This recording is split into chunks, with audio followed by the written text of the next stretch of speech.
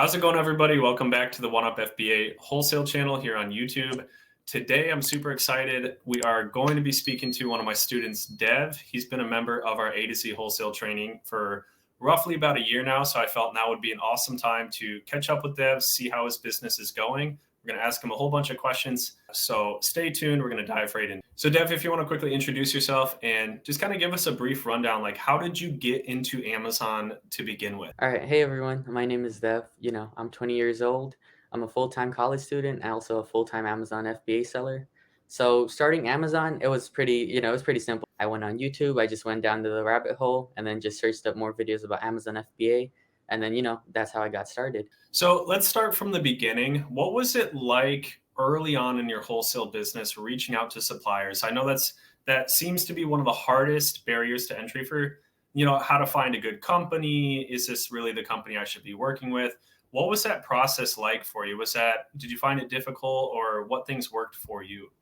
Yeah, so that it's like one of the biggest challenges, I tell everyone. Once you overcome that obstacle, the runs like smoothly from there. So in the beginning, it was really hard, right? I had a whole spreadsheet every single day. I'd add a bunch of different suppliers' names with their contact info and call up 10, 15 every single day, nonstop, right?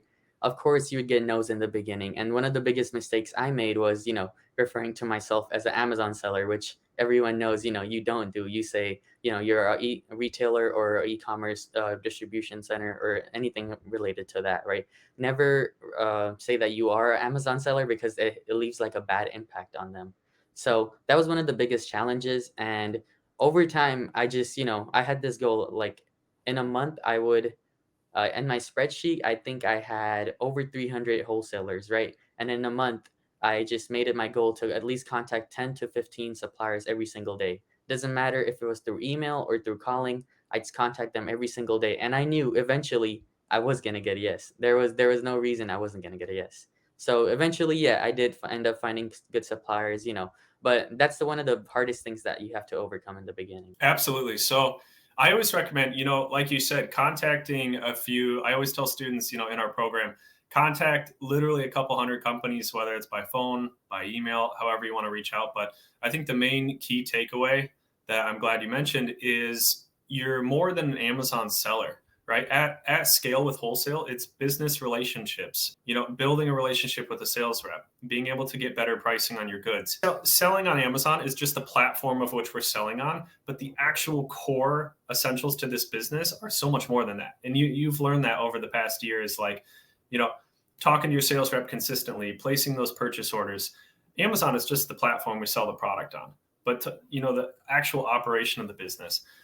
What did you find to be one of the best ways to locate suppliers for those that are watching if they want to find the first company to work with? One of the best ways is local suppliers. Like it's so underrated, people don't realize it. People always go on Google, try to find, beauty suppliers, grocery suppliers. But one of the best ways is just opening Google Maps and searching up wholesalers, right? They're gonna be everywhere. And one other trick is just trucks, right? If you go outside, you see a bunch of box trucks, right? You're gonna see supplier names on it. Like there have been so many times where I've seen my own suppliers everywhere, like just in the area, which is crazy. I would have never thought, but if someone actually took a deeper dive into it and looked into it, they are profitable. And one thing is in the beginning, no supplier is going to be profitable. You're going to have, very low margins and everything, but it's a long run game, right? Over time, you're going to build those relationships and you're going to get those discounts that you are looking for. With the local suppliers, since they are nearby and close to you in the same area, you have a better chance of building better relationships with them. So, for instance, if you are working with a supplier from New York, for example, I'm in Los Angeles, right? If I have a supplier that I'm working with from Texas, Chicago, or New York, I'm not going to have the same connection or relationship as with, someone that's nearby in my area. So if someone is local to you, go in person, reach out to them, and once they see your face or hear your name every day, they'll start giving you better discounts. They'll start knowing who you are. So it'll make the relationship much easier and the discounts will land automatically. Yeah, absolutely. And Dev, being in the program, I've always talked about, and some of the chats we've had, maybe through Discord or Instagram after you've joined, I've always said like wholesale really is a people's business. And I'm sure you found in your business how beneficial that is to like prioritize the relationship of just working with another person, and the rest kind of comes to fruition, like good deals on product, being able to special order or back order certain goods. When you build the relationship from on a person to person basis instead of just viewing a company as like, hey, I want to make money, right? There's other people involved. Discovering local companies is one of the best things that you could do since, the relationships that you're going to build is way more important than just the products you're getting. For instance, we were talking about this on Instagram a few days ago, how one of my sales rep, he invited me to their customer appreciations day, right? And I brought him just a Starbucks gift card, right? And it went well. He didn't expect it. He was shocked and he said thank you. And then, how I was just placing my regular orders, and then suddenly he just dropped a random lead. He said, "Hey, we have this product that sells really well. You could check it out. Maybe you could sell it." I went on Amazon and it was selling over 50,000 times per month. My first test order was over 50 cases. And my sales rep didn't have to do it, right? He just did it just because I was nice to him. We just have the connection. We just talk every day, every week we email each other. So that way, having those relationships are important because it could land you deals that you never thought you would have been able to land. Yeah, because realistically, that sales rep could have messaged any other vendor, maybe a retail chain, maybe another Amazon customer they sell to. They could have messaged anybody and said, "Hey, this product's available." But because you guys have that like kind of rapport built up, and they know you execute on these purchase orders, but those opportunities really come to fruition by building those relationships. So going back to the beginning a little bit, what was one of the first wholesale products you sent into Amazon that was like a light bulb moment where you're like, holy cow, this is profitable, or like, Yes. holy cow, this is possible and I can make this work with just more items? Yeah, so in the beginning, I did find a bunch of products, but none of them were actually like profitable or like replenishable, right? One of the first few products that I did find to be, selling really well was actually it was called Puffs tissues. There were tissues. I did find a supplier for it, but in the beginning, since I wanted to test it out, I just got them from Walgreens, right? They were having a sale. So in my area, I went to 10 different Walgreens, picked up like 60 in total, and then sent them out, right? In the beginning, I just sent out 10. But after those 10, they sold out 5 in a day. I was so happy. I still remember the first time, seeing all Yeah. that sales graph just go up. It was pretty insane. So after that, the next day I went into every single Walgreens, made sure they all were out of stock, bought every single supply they had. And ever since then, it's just been going well. But that product, with Amazon, as you know, you always need to have more products. You can't just rely on one single product. That was one of my main beginning products that, sold or did really well for. So Dev, like before Amazon, was there any other business venture or side hustle you had? Have you always kind of been entrepreneurial or Yeah, I wanted? mean, ever since high school, I've always been a hustler. In high school, I sold chips and stuff. It was crazy. I was making, 100 bucks per week. It wasn't much, but it was good back then, right? And after that, I'd always like to like resell stuff, like not shoes as much, but like clothes and stuff. So I'd always resell stuff on OfferUp, and I'd just make, a pretty good money from there, just selling there. But then this was like my first business that I ever started, and I just stuck with it. I just knew that it was gonna work out. I had believed in myself and I had the confidence. So here we are. Awesome, man. So you kind of mentioned like going to Walgreens. Some people watching this may be currently doing like retail or online arbitrage, looking to get into the wholesale model. Mhm. Did you do a lot of RA or dabble in any online arbitrage prior to jumping deep into wholesale? I would say here and there, not as much. Like when I'm looking for, let's say, for instance, I find a specific product, right, that's selling well. Let's say I can't find a wholesaler for it. Then if Walmart or like Walgreens has it, might as well go there and get it if it's the same price, right? Or if just another online store has it, might as well get it from there. But I did start with fully wholesale, and I'm still doing, all wholesale till now. What was it about wholesale that has, been so profitable, so lucrative for you? Like, why was this one the type of business that really stuck? Wholesale, there's no cap or there's no limit on how much you could buy. Well, for example, if you're doing OA, right? If you're buying from a website, they're gonna say, "Oh, 20 max. Now you can't buy anymore." But if that product is selling 20 times per day, you obviously need more. With wholesale, if you go to your supplier, ask for 3 pallets, they'd be more than happy to give you 3 pallets of whatever you want, right? There's Right. no limit. And then with OA, you can't build relationships like you can with wholesale. In OA, right, you're not gonna build relationships with the Sephora shopping cart. No, with Right. wholesale, right? You have a sales rep that you talk to every time. You have these convos with them. You can joke around here and there. That's how you get all those deals and stuff.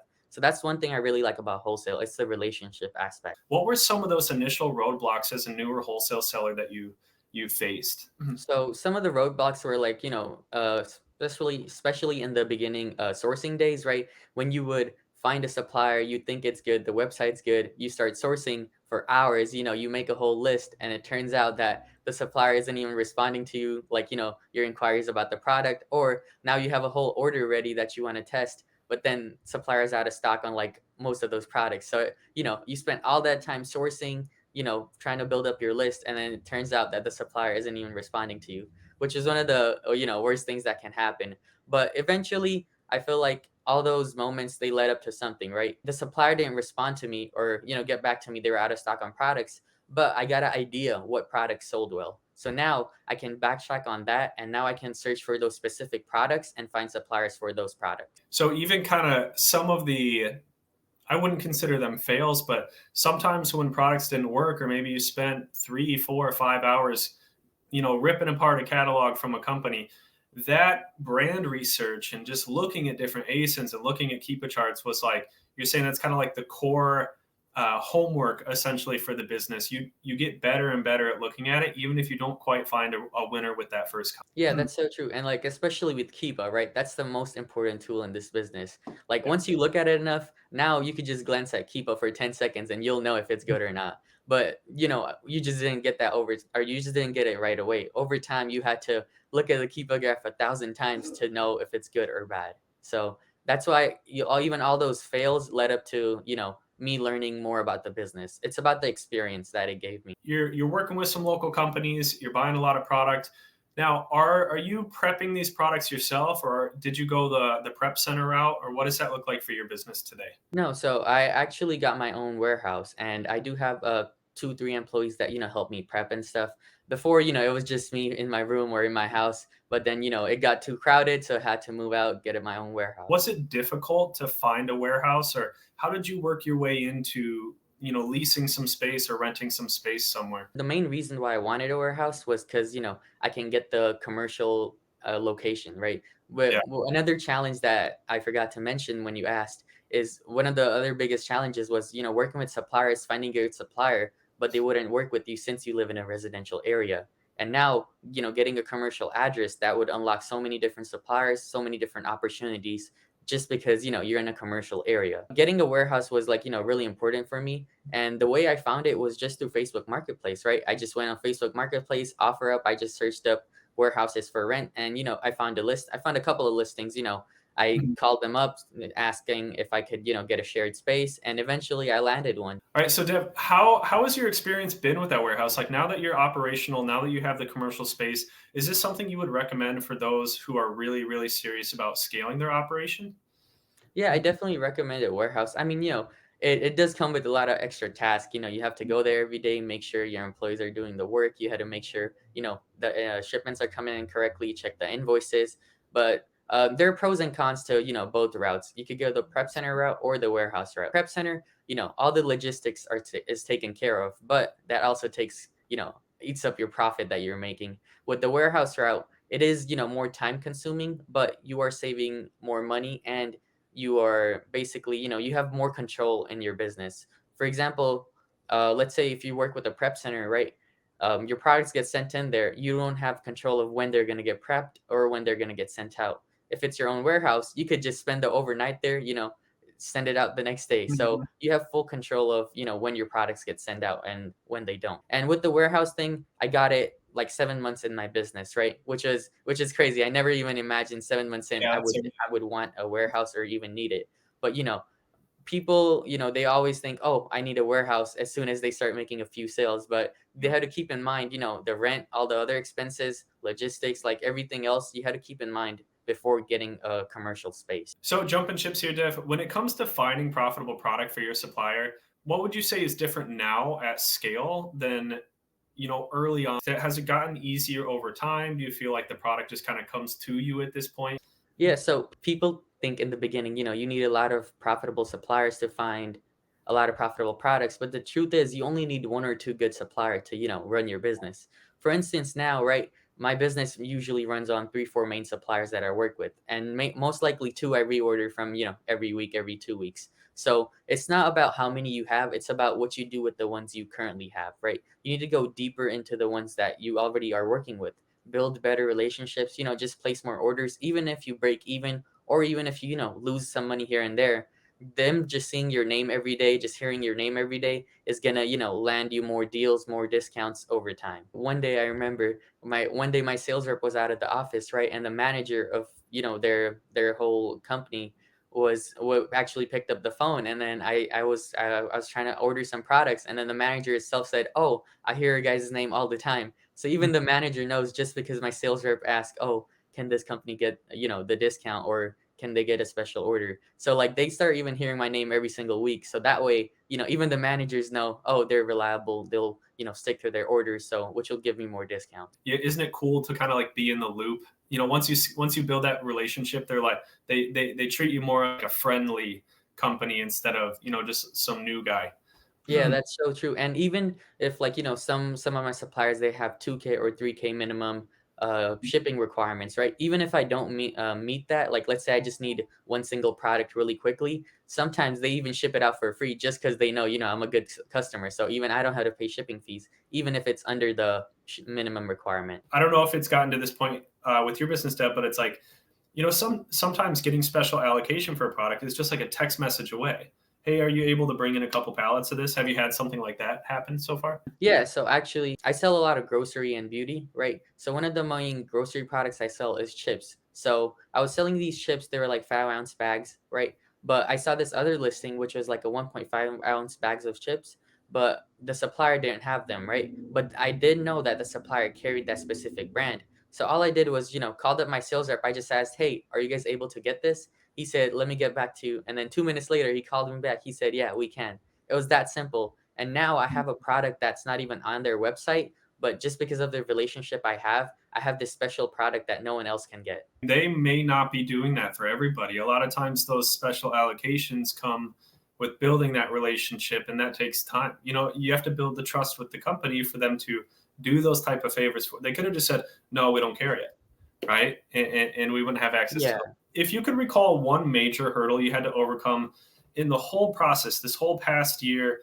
going through course modules, learning the material, scaling the business, talking back and forth with me, getting on our group calls. So out of everything you've learned, what would you say is one critical hurdle that you had to overcome? Oh man, I can't tell you. Every single day it's a cash flow problem, right? Because I mean, it's a good problem to have. I have so many products that I can buy that I need to replenish, but I just don't have enough cash for it. So, I in the beginning I used to wish for times like this, right? So now Exactly. it's a good thing, but a cash flow is one of the biggest things in the wholesale business once you start scaling. That's why you can leverage Amazon loans or just loan lines of credits from banks or anything else. But yeah, cash flow is one of the biggest things that you need to take care of in this business. Just because you have so many things, you have like products that are outgoing, but you're just waiting for them to get checked in, and then now you have products that you need to reorder. So it's really hard to manage all those things. So you always need to keep track of where your cash is flowing in the business. So, Deb, for those individuals that are watching that may be actually attending school, or maybe they're locked up working a 9 to 5 all day, you were mentioning you are currently a full-time college student and scaling this business on the side. How do you possibly manage keeping both things in order? How do you have enough energy to do that? What does that look like for somebody that has like two things going on at the same time? How does that Yeah. work for you?